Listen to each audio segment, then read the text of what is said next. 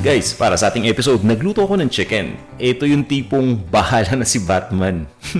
Wala kasing identity itong dish na to dahil ginamit ko lang kung ano yung mga sangkap na available sa akin. Kumbaga invento lang ito. Ito yung parang nilaga na mukhang putsero na lasang kinamatisan. Talagang wala siyang sariling identity, ano? Pero alam ninyo, pagdating naman sa lasa, okay na okay yung resulta. Kaya nga sinishare ko sa inyo itong recipe na to para naman masubukan nyo rin. Hanggang ngayon hindi ko pa rin talaga alam kung anong tatawag dito kaya eto lang naisip ko. Chicken alanganin. Dahil nga alanganing putsero na nilaga na kinamatisan di ba? Pero bahala na kayo kung anong gusto nyo itawag dyan.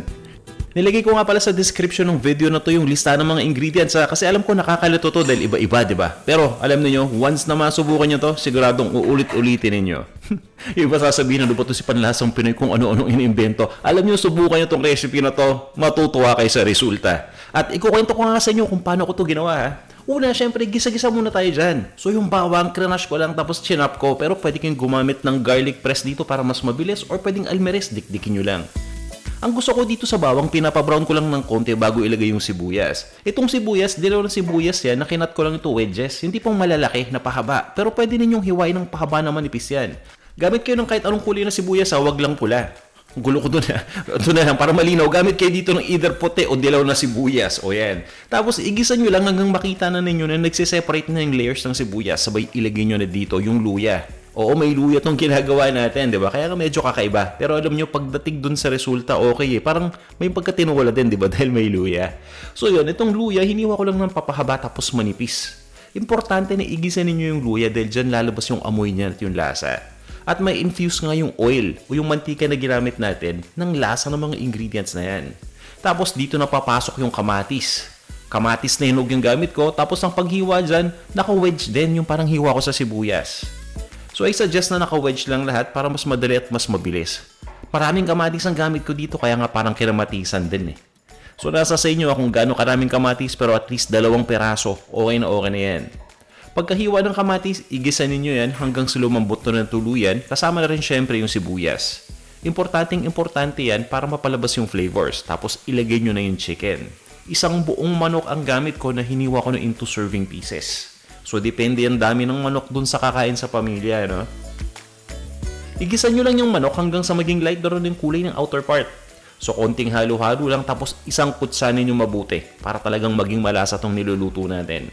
At once na maluto na yung outer part ng manok, yung tipong nagla-light brown na, nakatulad niyan, ilagay nyo na yung patis. Bahagyang patis lang muna yung ilalagay natin, Mamaya na natin titimpla ng todo yan kapag tapos na yung pagluluto. Nakakatulong kasi itong patis para magpalasa initially, So konting halo-halo lang tapos niluluto ko lang yan hanggang sa mag-evaporate na yung patis. Mas okay yan kasi mas nagiging luto yung outer part ng chicken natin tapos kumakapit lahat ng lasa. So at this point, malasang-malasa na yan, Ilagay na natin ngayon dito yung liquid. Pagdating sa liquid, marami tayong option. Ang gamit ko dito ay chicken stock. Yung nabibili natin sa tindahan. Or pwede kang gumamit ng chicken broth na ganito din yung packaging. Or pwede rin kang gumamit ng tubig dito. Katunayan nga, maglalagay ako ng tubig mamaya. Gumamit lang ako ng chicken stock dito sa umpisa para magkalasa. Tapos tutubigan ko yan dahil kailangan pampakuluan itong manok hanggang sa maging malambot na ng tuluyan. Alam nyo, maganda pa dito sa ating niluluto, hindi lang to pang manok. Pwede rin kayong gumamit dito ng pork or ng beef. So, depende yan sa available na ingredients sa inyo. Pwede kayong gumamit ng liempo dyan or pwede rin gumamit dyan ng beef na kamto. Ayos na ayos. Yung tagal lang ng pagpapakulo ang mag-iiba dyan dahil kailangan nating palambutin yung mga protein na yun, diba? So, yun yan, nakita ninyo, nilagay ko na yung tubig dyan tapos pinakuluan ko na. Siguraduhin nyo lang muna na pakuluan yan mabuti. Kapag kumukulo na, hinahalo-halo ko lang muna yan pagkatapos hinihinaan ko na yung apoy.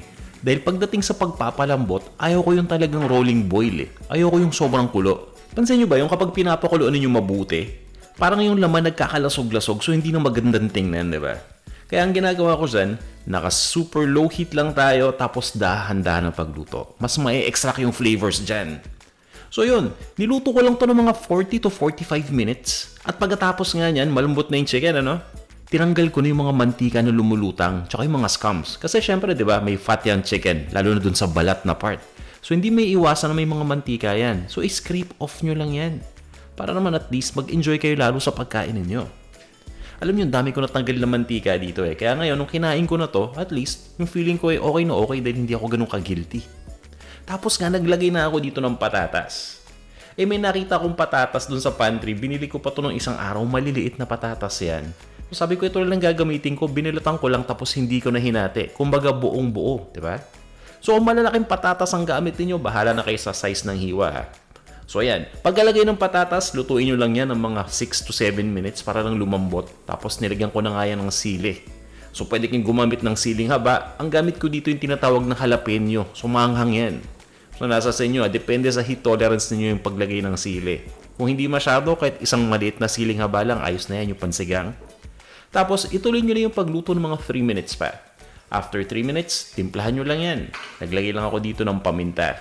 So ground black pepper yan, or pwede kayong magdurog ng paminta gamit yung almeres. Tapos nagdagdag na ako ng patis dito. Pero importante at tikman nyo muna bago kayo magtimpla para at least saktong-sakto.